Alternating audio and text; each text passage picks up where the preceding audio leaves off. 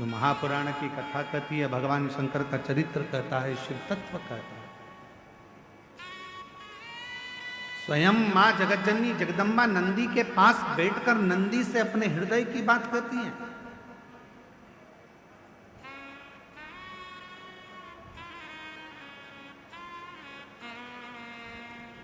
स्वयं जगज्जननी जगदम्बा अंबा मां पार्वती जी नंदी के पास बैठकर शिव की चर्चा करती हैं। इसलिए निवेदन है, यदि कभी मौका लगे आपकी जिंदगी में, कभी जीवन में अगर ऐसा लगे कि बहुत दुख है, बहुत तकलीफ है, बहुत कष्ट है, एक बेलपत्र अपने हाथ में रखो, उल्टे हाथ में, सीधे हाथ से उस बेलपत्र पर अपना हाथ रखिए, नंदीश्वर महादेव का स्मरण करिए, 7 बार श्री शिवाय नमस्तुभ्यम कहिए। फिर उस बेलपत्र को सीधे हाथ में रहकर, जो नंदी शिवजी के मंदिर में है, दोनों सींग है, उस सींग के ठीक पीछे नंदी का उभरा हुआ भाग है, उस भाग पर नंदीश्वर शिवलिंग का स्मरण कर कर बेलपत्र को चढ़ा दो। इस डंडी का भाग पूंछ की ओर होना चाहिए, पत्ते का भाग मुख की ओर हो, और उस बेलपत्र को बाबा के चढ़ाकर, कितना भी दुख हो जिंदगी में, कितना भी कष्ट हो, नंदीश्वर महादेव का जब स्मरण आप करने लगते हो तो धीरे धीरे वो दुख कटना प्रारंभ हो जाता है, शिव हाथ पकड़ना प्रारंभ होता है। नंदीश्वर महादेव शिव ओघड़दानी है।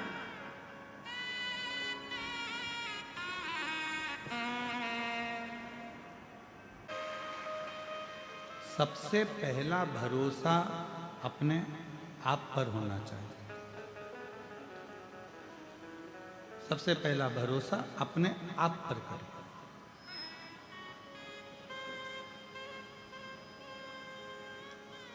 हम अपने आप पर भरोसा ही नहीं करें, हम अपने आप पर विश्वास ही नहीं करें कि मैं ऐसा कर सकता हूं क्या, मैं ऐसा कर सकती हूं क्या।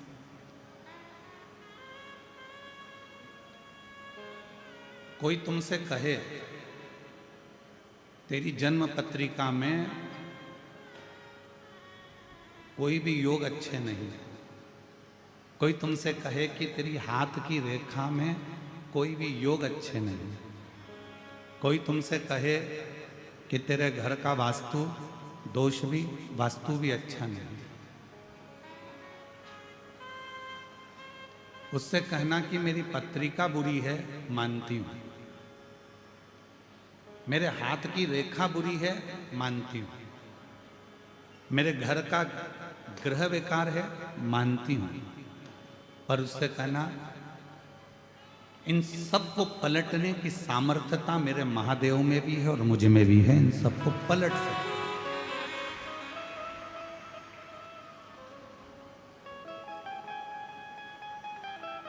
रात दिन एक करो, अच्छी पढ़ाई करो, अच्छी एजुकेशन करो, खूब दिल लगाकर अगर तुमने विद्या अध्ययन करा है, खूब दिल लगाकर तुमने पढ़ाई करी है, तो दुनिया में किसी की सामर्थ्यता नहीं है कि कोई तुमको डाउन कर दे।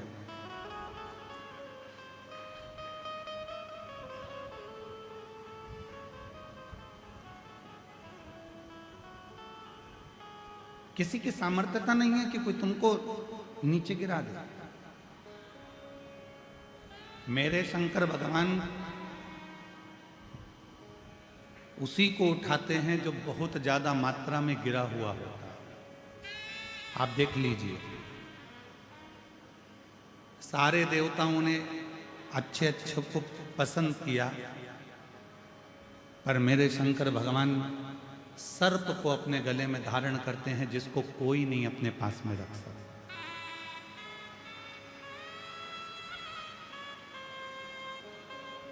कोई ने पुष्प लिए, कोई ने फल लिया, कोई ने कुछ लिया, कोई ने कुछ लिया, पर मेरे शंकर भगवान ने वो लिया जिसको दुनिया के लोगों ने ठुकरा दिया।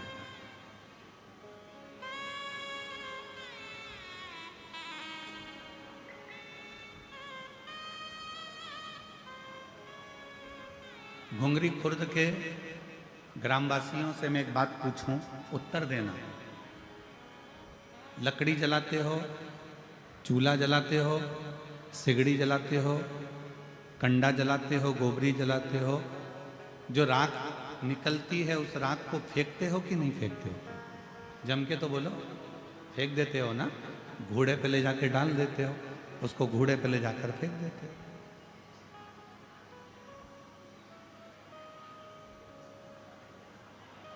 उस राख को आपने घोड़े पर ले जाकर डाल दिया, वो राख तुम्हारे किसी काम नहीं है। उस राख का कोई महत्व नहीं रहा, उस राख को तुमने ले जाकर घोड़े पे डाल दिया, गंदगी में पटक दिया। अब जिस राख की कोई कीमत ही नहीं है, मेरे शंकर भगवान ने उस राख को अपने तन पर धारण कर कर उसको भी कीमत वाला बना दिया। मेरे देवादिदेव महादेव ने उसको भी कीमत वाला बना दिया। उस राख की कोई कीमत नहीं, उस भस्म की कोई कीमत नहीं, पर चपटी भभूत में है खजाना कुबेर।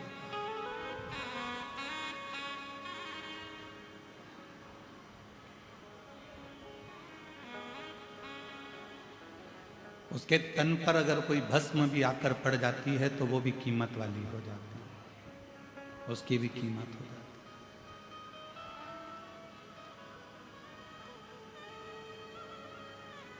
है। एक धतूरा कांटे में लिप्त है, कांटों से बना हुआ है, वो धतूरे की कोई कीमत नहीं है, कोई देवता उसको स्वीकार नहीं करते, पर शिव जी उसको अपने तन पर धारण कर कर उससे श्रृंगार कर लेते।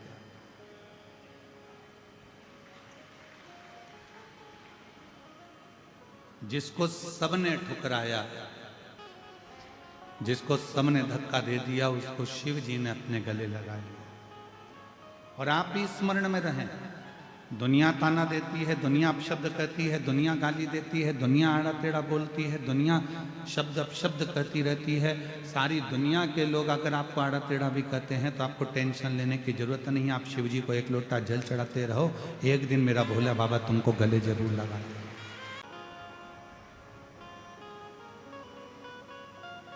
दुनिया की नाकों हाँ में बदलने की सामर्थ्यता तुम में है।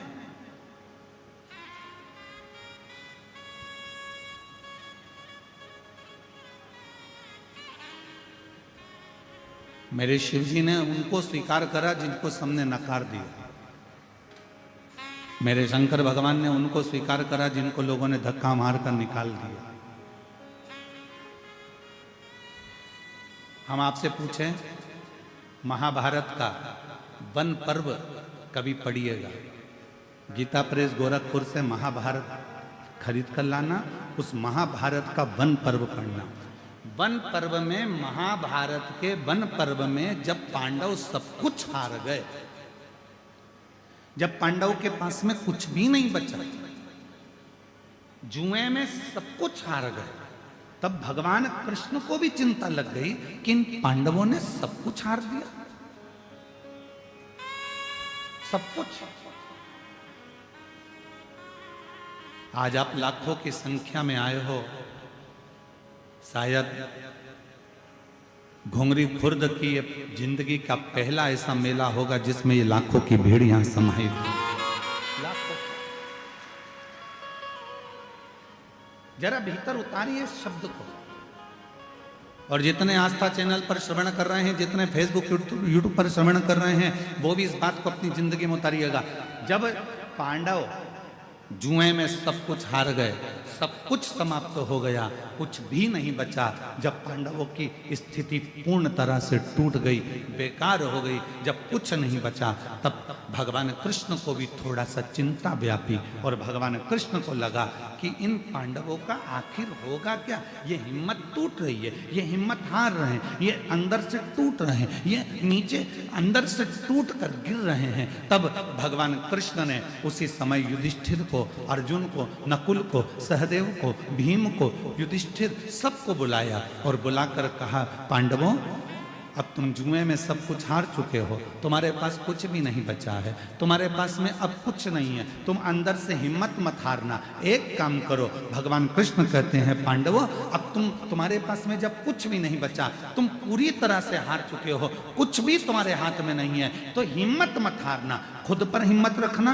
और एक काम करना, पूरे वन में रहते हुए, जंगल में रहते हुए, तुम जो 12 वर्ष का वनवास के लिए निकल रहे हो, उस 12 वर्ष के वन में तुम भ्रमण करते करते शंकर जी की इतनी आराधना करना कि शंकर जी तुम्हें वापस लाकर सब कुछ दे सके।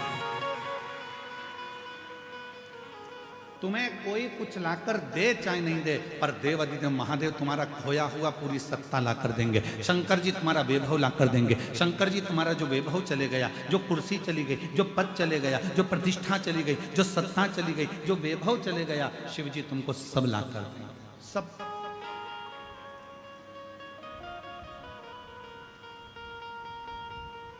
एक सामर्थ्यता, एक स्वयं पर विश्वास करो, और दूसरा देव अधिदेव महादेव पर भरोसा, विश्वास।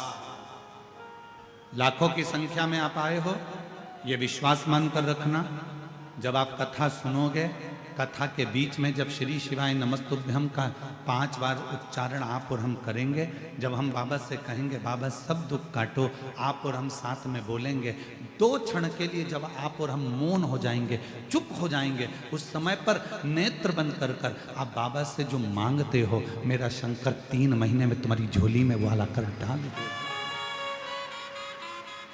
मेरा शिव को दे देगा।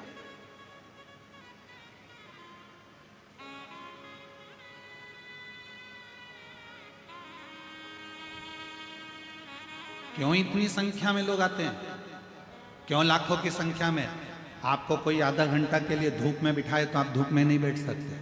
आपको कोई इतनी तेज गर्मी में 1 घंटे के लिए बिठा कर रखे, कोई नहीं बैठ सकता।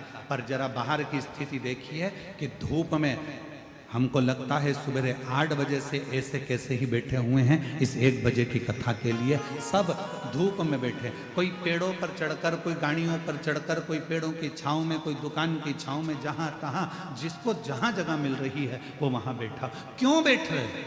क्या मिलता है शिव पुराण की कथा से? तो आप अभी बोलो चाहे ना बोलो, पर यहाँ कथा सुनकर जाने के बाद जब झोली पसार कर बाबा से प्रार्थना करोगे तो बाबा 3 महीने में क्या देगा ये आपको भी मालूम पड़ जाएगा कि क्या क्या।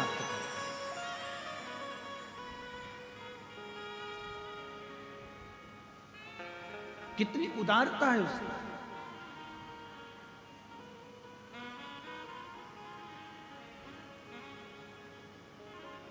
ये कथा तो 10 तारीख को विराम हो जाएगी, कल कथा की शिवरात्रि रहेगी, क्योंकि कल कथा का 4था दिन है और 5वें दिन की कथा सुबह वही 8 बजे से 11 बजे तक परसों के दिन हो जाएगी। कल तो कथा का समय यही रहेगा 1 बजे से 4 बजे तक, परसों सुबह पंडाल में कथा का समय सुबह 8 बजे से 11 बजे, और कथा टीवी पर वही 1 बजे से 4 बजे तक। ये कथा 10 तारीख को विराम हो जाएगी। 14 तारीख से 20 तारीख तक देवघर झारखंड बाबा बैद्यनाथ जी की पवित्र भूमि पर वो पवित्र कथा 14 से 20 तारीख तक दोपहर में 1 बजे से 4 बजे तक चालू हो जाएगी।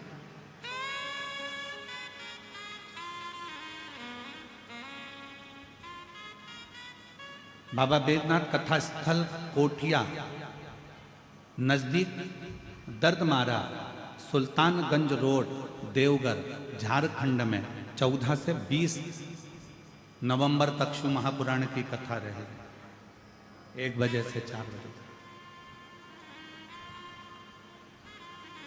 और हम तो यहां से कहकर जा रहे हैं, हमें विश्वास है हमारे शंकर जी पर, मेरे भोलेनाथ जी पर। जितने लोग कथा श्रवण कर रहे हैं, 3 महीना तो दूर की बात, विश्वास से कहता हूं अगर दिल से कथा सुनी है और दिल से मांगा है तो मेरा भोलेनाथ आपको इतनी जल्दी देगा कि देवघर में आपका पत्र हमारे पास जरूर होगा, ये निश्चित। एक खुद पर भरोसा रखो और दूसरा देवाधिदेव महादेव पर भरोसा।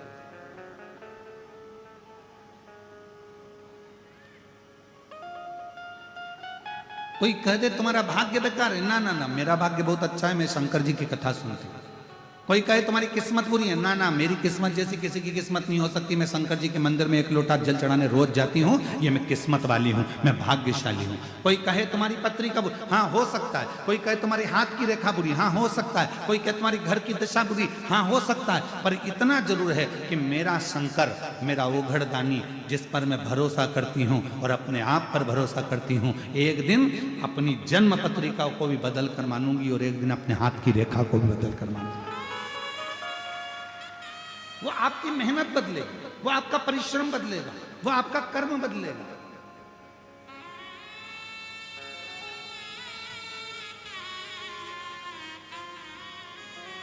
कई लोग कहते हैं गुरुजी हम तो चाहते हैं कि हमारा दारू का नशा छूट जाए, इसका कोई उपाय है क्या तुम्हारे पास नशा छुड़ाने के लिए? हमारे पास कोई उपाय नहीं है। उपाय तुम्हारे पास है। तुमने दारू पी है, तुमने पीना चालू करी है, तुम नशे में रहते हो, तो छोड़ने की सामर्थ्यता भी तुम्हारी हो, तुम्हारे अंदर वो बल है कि तुम छोड़ सकते हो। कोई बाबा, कोई महात्मा, कोई जोगी, कोई सन्यासी, कोई तपस्वी तुम्हारी मदिरा नहीं छुड़ा सकता। तुम्हारी मदिरा तुम खुद छोड़ सकते हो, तुम में वो बल है। आज तुम्हारे इस गांव में कथा हो रही है, तुम चाहो तो संकल्प ले सकते हो कि मैं इस शिव महापुराण की कथा में संकल्प लेता हूं कि मेरे बाबा पर भरोसा कर कर आज के बाद कभी मदिरा नहीं पीऊंगा। तो तुम्हारे अंदर की सामर्थ्यता,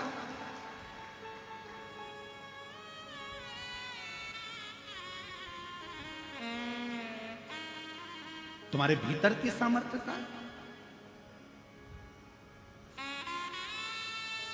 और मत बुरे कर्म कर बंदे, वरना पछताएगा। भगवान की आंखों से तू बच नहीं पाएगा, तू बच नहीं पाएगा। अरे ओ अज्ञानी मत करना दो, अरे ओ अज्ञानी मत करना दो। तेरे कर्म का फल भी तू ही पाएगा, जैसा किया तूने तेरे आगे आएगा। मत बुरे कर्म कर बंदे, वरना पछताएगा। भगवान की आंखों से तू बच नहीं पाएगा, तू बच नहीं पाएगा। अरे ओ अज्ञानी मत करना दानी, अरे ओ अज्ञानी मत करना। पांडव हार चुके, पांडव का बल समाप्त हो चुका था, पांडवों का वैभव समाप्त हो गया था, पांडव के पास कुछ नहीं बचा था, पांडव अपने अंदर से हिम्मत हार रहे थे। तब भगवान कृष्ण ने कहा पूरे वन में तुम शिव की आराधना करना, शंकर की भक्ति करना। यदि तुमने शिव को पकड़ लिया, यदि शंकर को तुमने पकड़ लिया और शिव को यदि 1 लोटा जल चढ़ाना चालू कर दिया, तो भगवान कृष्ण कहने लगे कि केवल 33 कोटि देवताओं में एक देवाधिदेव महादेव में वो बल है कि लिखे हुए ललाट के भाग्य को भी पलट देते हैं। और वो पलट,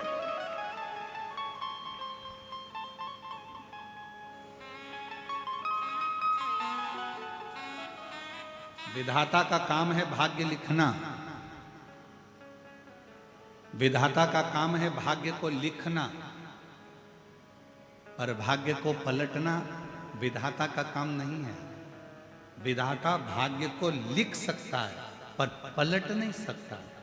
भाग्य को पलटने की सामर्थ्यता तो केवल 1 लोटा जल सारी समस्या का हल। भाग्य को पलटने की सामर्थ्यता तो केवल शिव में है।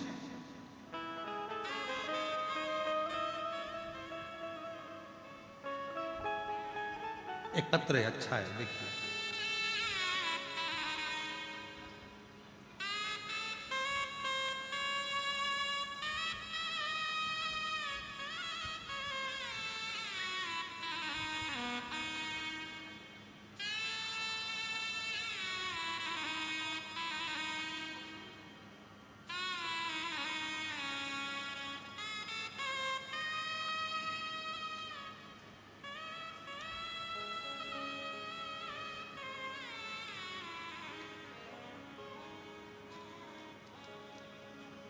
मेरा नाम गिरजा साहू है। मेरे पति का नाम दिनेश साहू है।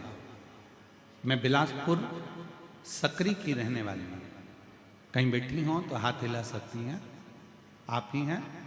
आ जाइए, एक बेलपत्र लेकर जाओ। जाओ।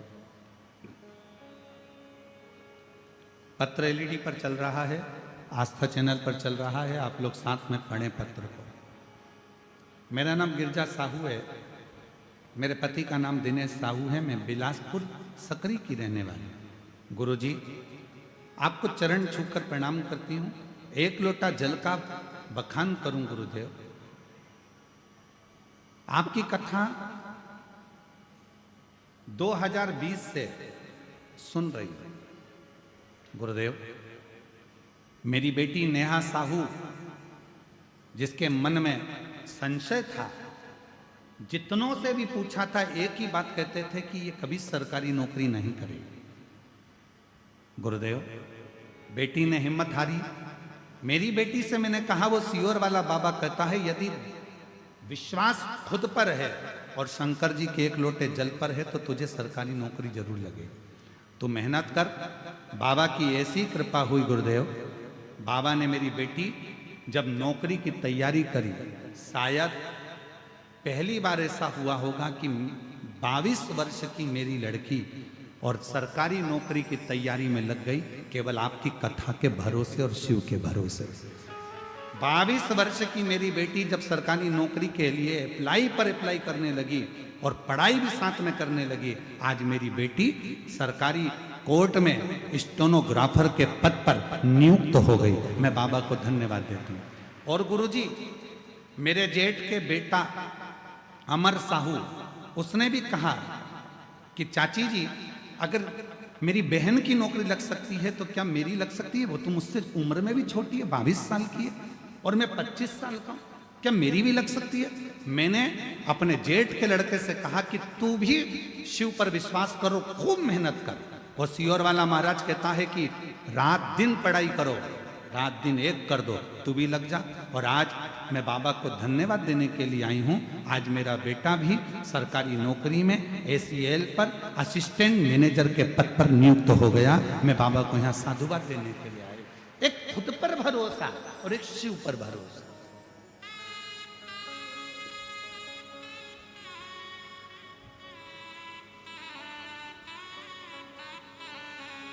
आप अपने आप पर कितना भरोसा करते हैं? हमें हमारे महादेव पर इतना भरोसा है, इसलिए हम अपनी व्यासपीठ से कह देते हैं कि यहां कथा सुन रहे हो, यह कथा 10 तारीख को विराम होगी। और हमारा विश्वास कहता है अगर दिल से सुनी है, इस पवित्र कथा के पंडाल में बैठकर वहां की मिट्टी को तुमने आरती के बाद अपने हृदय से लगाकर जो मांगा है, दिल से प्रार्थना करी है, तो 14 से 20 नवंबर की जो देवघर में कथा होगी उसमें आपका भी पत्र जरूर मिलेगा। ये विश्वास के साथ। जो जैसी भावना लाया वो वैसा ही फल पाया, नहीं खाली उसे लौटाया, वो मन ही मन हर्षाया, और कर दिया माला माल काशी लुटा दिया भंडार काशी वाले, कर दिया माला माल काशी वाले, कर दिया माला माल काशी वाले ने। जो जैसी भावना लाया वो वैसा ही फल पाया, नहीं खाली उसे लौटाया, वो मन ही मन हर्षाया। एक बार बेटी के लिए धन्यवाद, साधुवाद, जोरदार ताली बजाओ। जिसकी कोर्ट में स्टेनो के पद पर नौकरी लगी, बहुत बहुत साधुवाद। कर दिया माला जेठानी के बेटे के लिए भी एक बार जोरदार ताली बजाओ, जिसकी सुंदर लुटा दिया भंडार काशी वालों ने। जो हृदय से, चित्त से, मन से, भाव से हम फिर कहेंगे, दुनिया की दृष्टि में ये केवल शिव पुराण की कथा हो सकती है, दुनिया के लोग इसको केवल कथा कह सकते हैं, पर जिस समय आप पंडाल में बैठकर कथा सुनते हो, ये केवल कथा नहीं रहती, एक पिता से अपने दिल की बात कहने का एक मौका मिलता है, अपने बाप से, अपने पिता से, हृदय से कुछ कहने का मौका मिलता है। जिसको कोई स्वीकार नहीं करता उसको शिव स्वीकार करता है, जिसको सब ठुकरा देते हैं उसको शिव अपना लेते हैं।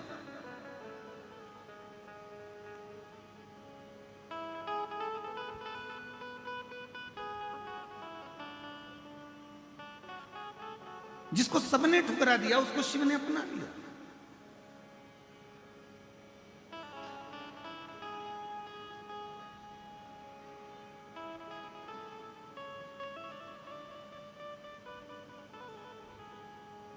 गणेश तिवारी जी यहाँ कथा में, हमारे रायपुर के पास का एक गांव है, वहाँ के खंडेलवाल जी बैठे हैं, यजमान बने थे। कहाँ? हाँ, आप। हम इनसे कहते हैं कि आपने जब से कथा कराई तब से आप प्रत्येक कथा के पंडाल में, जहाँ भी कथा होती है वहाँ के पंडाल में 5-10 मिनट के लिए जाते जरूर हैं, और इतनी दिव्य और भव्य कथा कराई थी आपने भी, जैसे आप करा रहे हैं वैसे। मैं साधुवाद देता हूँ खंडेलवाल जी आपको बहुत बहुत।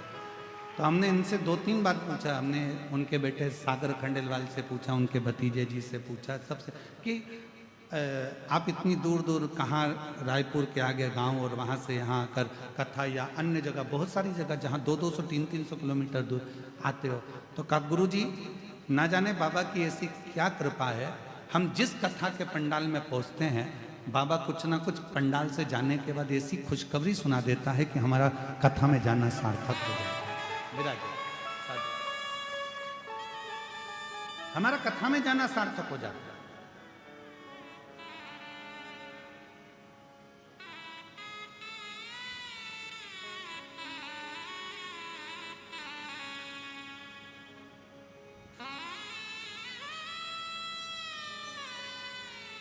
शिव कब, क्या, कहां देंगे, ये उनके ऊपर है। एक कितनी सुंदर कथा है, देवता और राक्षसों ने मिलकर समुद्र का मंथन किया।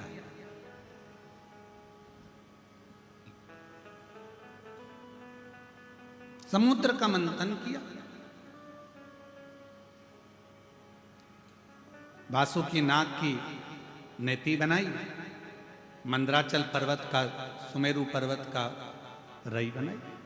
बोलो सुनी है कि नहीं कथा? अरे बोलो तो जम के सुनी है ना।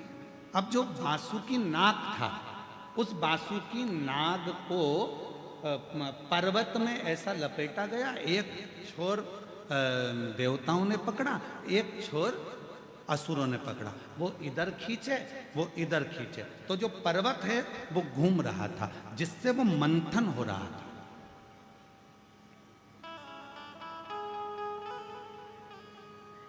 अब पर्वत को घुमाया जा रहा है तो पर्वत का कुछ बिगड़ेगा क्या?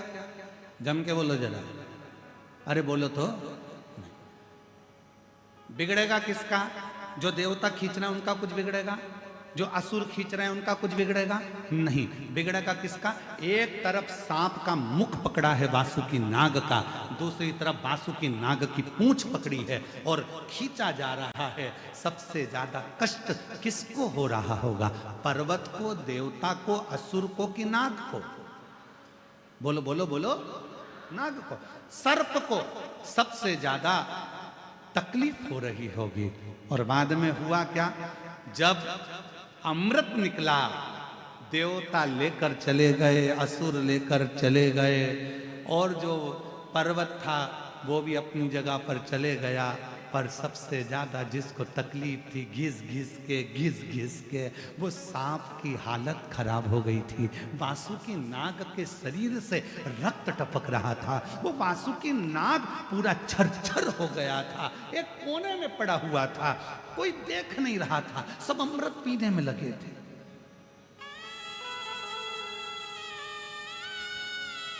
सब अमृत पीने में लगे हैं।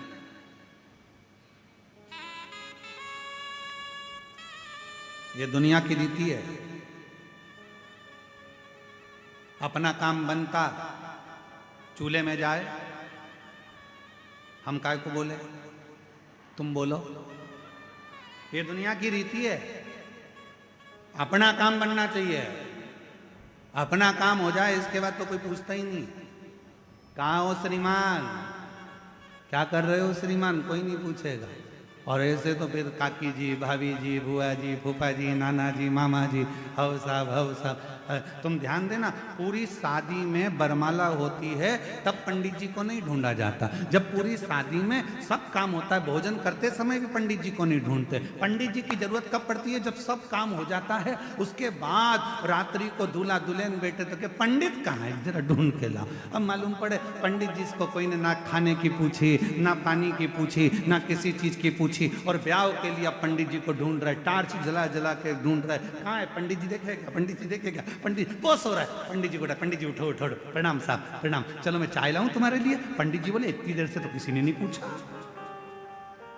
शादी कराना है ना, ब्याह में फेरे डलवाना है। पंडित जी चाय पी लो, पंडित जी को चाय पिलाई, मुंह धो लो, पंडित जी थोड़ा चेहरा धो लो, पानी मिला दूं क्योंकि नींद नहीं आएगी। पंडित जी मैं तुम्हारा बैग उठा लूं, और ले जाकर शादी के मंडप में बिठा दिया। शादी के समय पर जब काम निकल गया, अब विचार करा पंडित जी को घर छोड़ने कौन जाएगा, तो दूल्हे का लड़का के मेरे पास टाइम नहीं, मैं थक चुका हूँ, वो के मैं थक गया, वो के मैं थक गया। पंडित जी बोले भैया तुम एक काम करो, ऑटो बुला दो, मैं मेरे घर चले जाऊंगा। ये दुनिया की रीत है। काम पड़ने पर आपको याद किया जाता है, वक्त पड़ने पर आपको पूछा जाता है, वक्त पड़ने पर आपको खींचा जाता है। वक्त निकलते से ही दुनिया के लोग ठोकर मार देते हैं, लात मार देते हैं, आपको धक्का दे देते हैं। ये दुनिया की रीति है। आज से नहीं, पुराने समय से, जब देवताओं ने और असुरों ने पर्वत को घुमाया, मंथन करा, अमृत निकल गया, असुर ले गए, देवता ले गए, पर्वत अपनी जगह पर चले गया, और वो वासुकी नाग एक कोने में पड़ा हुआ था, आंख से आंसू बह रहा था, ना उसको अमृत मिला, ना कुछ प्राप्त हुआ। केवल उसने देवहित में कार्य करा, और देवहित में कार्य करने के बाद कोने में पड़ा था। तब भगवान देवाधिदेव महादेव माँ पार्वती के साथ निकल कर जा रहे थे। पार्वती जी की दृष्टि वासुकी नाग पर पड़ गई। वासुकी नाग को माता ने देखकर कहा, प्रभु ये वासुकी, ये वो सर्प जिसने मंथन में अपना पूरा शरीर बेकार कर लिया, पूरा शरीर।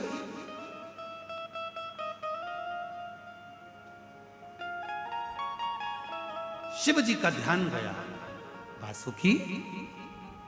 शंकर भगवान ने जैसे वासुकी कहा, वासुकी नाग की आंखों से आंसू बह रहे थे। भोले भोले शंभु शंकर कृपालु दयालु दातार, किसी ने आकर नहीं पूछा कि तेरी दशा कैसी है। बाबा आप मेरे पास आए हो, आप मेरे पास।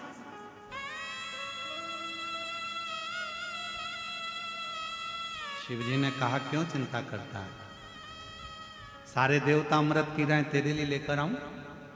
वासुकी नाग कहते हैं किसी ने चिंता नहीं करी तो अमृत पीकर करूंगा भी क्या, क्या करूंगा अमृत पीकर।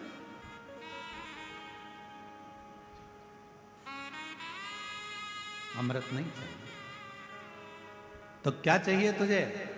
वासुकी नाग कहते हैं बस आपने मेरी चिंता कर ली और कुछ भी नहीं चाहिए। शिव जी ने कहा तुझे अमृत की चाह नहीं है, पर मैं शंकर, मेरे को भी अमृत नहीं मिला, तुझे भी अमृत नहीं मिला। चिंता मत कर, तूने देवहित का कार्य तो करा, चल तेरे शरीर के तकलीफ को मैं मिटा देता हूं। जो देवता भी तरसेंगे वो पद तुझे दिला देता हूं, और तुझे मैं अपने गले में धारण कर कर जगत में पुजवा देता हूं। अब अपने गले में धारण कर कर जगत में पुजवा देता हूं। वो जो टूट चुका था हर तरह से, उसके शरीर के टुकड़े टुकड़े हो रहे थे, शरीर में से रक्त निकल रहा था। एक कोने में पड़ा था वासुकी नाग, जिसको कोई पूछ नहीं रहा था। उस वासुकी नाग पर जो हार चुका था, पूरी तरह से टूट चुका था भीतर से, उस वासुकी नाग को भगवान शंकर ने उठाकर अपने गले में धारण कर लिया। आज शिवजी को जल चढ़ता है तो वासुकी नाग को भी चढ़ता है। आज भगवान को बेलपत्र चढ़ती है तो वासुकी नाग को भी चढ़ती है। आज भगवान शंकर पर गंगा जल आता है तो वासुकी नाग पर भी गंगा जल आता है। आज भगवान शंकर को भी भोग लगता है तो वासुकी नाग को भी भोग लगता है। आज दुनिया के लोग भगवान के सामने दीप जलाते हैं तो वासुकी नाग के सामने भी दीप जलता है। आज भगवान शंकर के हाथ जोड़ते हैं तो वासुकी नाग के भी हाथ जोड़ते हैं। जरा विचार करिए, जो पद, जो प्रतिष्ठा दुनिया में किसी को नहीं मिली, वो शंकर भगवान ने वासुकी नाग को दिला दी, अपने पास में रखकर। शिव ने अपने करीब में रखकर दिला, शंकर ने अपने पास। मेरी जीजियों, मेरे जीजाओं, मेरी बेटियों, मेरे बेटाओं, मेरे बुजुर्ग माता पिता, एक बात का ध्यान रखना। दुनिया आपसे कह दे कि तुम बेकार हो, तुम ये नहीं कर सकते, तुम सफल नहीं हो सकते, तुम एजुकेशन नहीं कर सकते, तुम इंजीनियर नहीं बन सकते, तुम डॉक्टर नहीं बन सकते, तुम कलेक्टर नहीं बन सकते, तुम आईएएस ऑफिसर नहीं बन सकते। दुनिया कह दे कि तुम नहीं बन सकते, पर तुम्हारे अंदर वो बल है। तुमने अगर रात दिन पढ़ाई करी है, अच्छा एजुकेशन प्राप्त करा है और अच्छी विद्या प्राप्त करी है, तो तुम्हें कोई नहीं रोक सकता। तुम आगे बढ़कर ही रहो, बढ़कर ही रहो।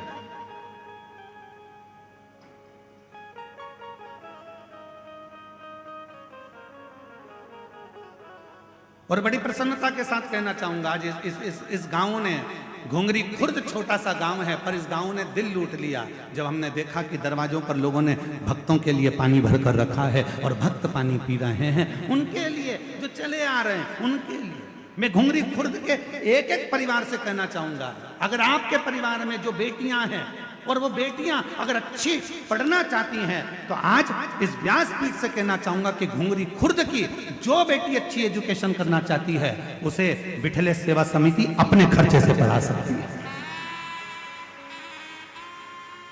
खूब पढ़ो और बेटियां डॉक्टर बने, इंजीनियर बने, कलेक्टर बने, आईएएस ऑफिसर बने। ये हमारी दिल की तमन्ना, ये दिल की तमन्ना। अगर घुंगरी खुर्द की कोई बेटियां पढ़ना चाहें, खूब पढ़ना चाहे, जिस कॉलेज में पढ़ना चाहो आप और जिस स्कूल में पढ़ना चाहो, अच्छे से अच्छी एजुकेशन करो, उसका पूरा खर्चा बिठले सेवा समिति सीहोर उठाएगी, आपको अच्छा पढ़ाएगा। अपनी एजुकेशन पर ध्यान दो, खूब पढ़ो।